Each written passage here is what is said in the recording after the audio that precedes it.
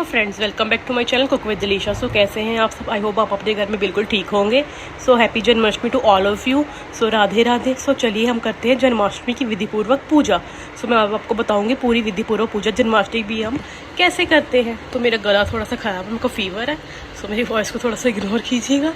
तो सबसे पहले अब हमने लाल वस्त्र अच्छे से बिछा लिया। आप जिस पर भी आपको पूजा करनी है आपको अच्छे से वहाँ पर वस्त्र बिछाना है। सबसे पहले हमने एक लाल वस्त्र को अच्छे से बिछा लिया। आप जो के पास जो भी वस्त्र है आप वो बिछा ले।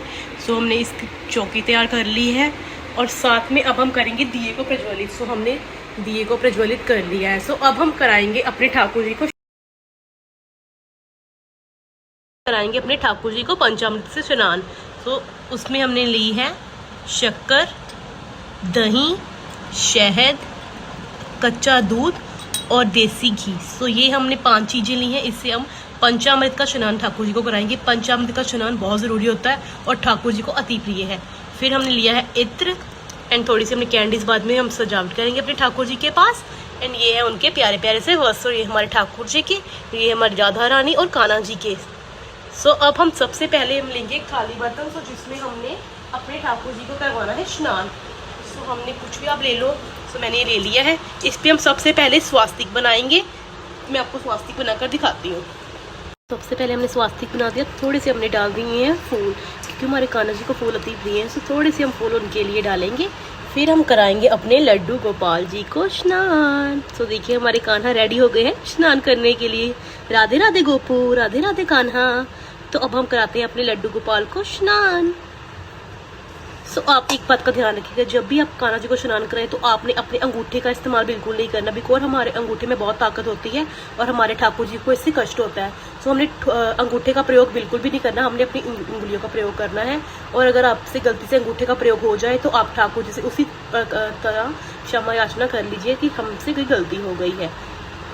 बाकी हमारे ठाकुर जी तो भाव देखते हैं, है ना। तो चलो कराते हैं अपने ठाकुर जी को स्नान। सबसे पहले हम ठाकुर जी पर डालेंगे कच्चा दूध। हाँ, तो अब हम कराएंगे इनको दही से।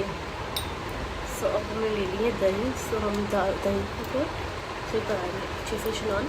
सो बिल्कुल भी अंगूठे का प्रयोग नहीं करेंगे, हम अपनी उंगलियों से ही करेंगे।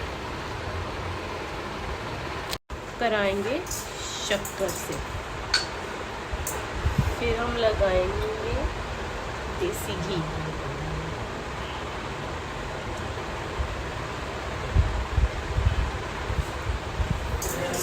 और अब हम लगाएंगे शहद।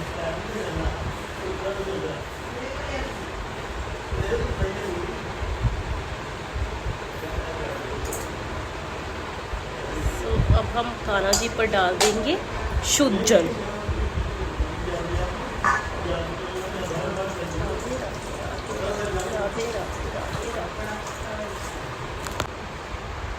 सो अब हम ठाकुर जी को कराएंगे इत्र की सेवा।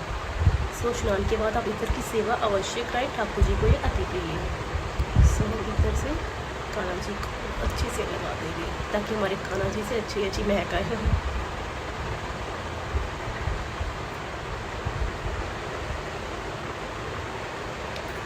फिर हम करेंगे चंदन की सेवा। सो हम ठाकुर जी को चंदन भी अति प्रिय है, सो ठाकुर जी को चंदन लगा देंगे।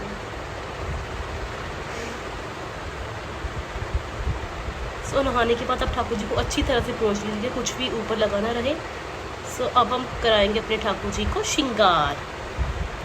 सो अब हमने अपने कान्हा जी को करा दिया है, श्रृंगार करा दिया, हमने वस्त्र पहना दिए हैं। अब हम उन्हें पहनाएंगे उनके आभूषण। सो अब जो भी आभूषण लाए हैं वो अब कान्हा जी को पहना दीजिए। देखिए हमारे कान्हा जी और राधा रानी तो हो गई हैं रेडी। देखिए माता रानी ने वस्त्र कितने अच्छे डाले और उनके आभूषण देखिए।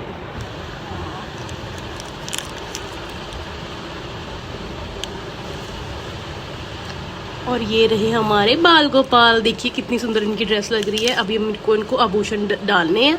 सब मैंने इनकी ड्रेस डाल ली है। और ये रहे हमारे कान्हा जी। सो इनकी भी कितनी अच्छी ड्रेस लग रही है और उनके साथ में मैचिंग सी ये माला। अब इनको मुकुट भी पहनाना है मेरे को, और मैंने ऐसे हार भी डाल दिया है। थोड़ी सी मैंने रख दी है अपने बाल गोपाल के लिए कैंडीज़। और ये रहे हमारे शालिग्राम भगवान जी, और अच्छे से मैंने फूलों से डेकोरेट किया। अब थोड़े से मैं बैलून्स भी लगाऊंगी। और ये रही हमारी गौ माता। सो ये देखिए,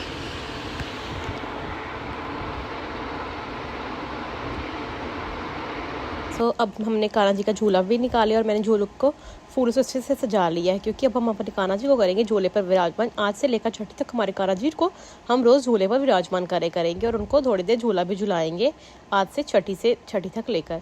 देखिए मैंने अब अपने कान्हा जी को झूले पर विराजमान कर दिया। देखिए कितना सुंदर लग रहे हैं हमारे कान्हा जी।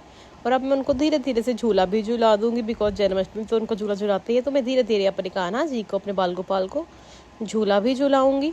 और उसके बाद उनको मैंने फूल भी अर्पित कर दिया है। सो आप अपने मनपसंद फूल कान्हा जी को अर्पित करिए। गुलाब का फूल उनको बहुत पसंद है, वो अर्पित कीजिए।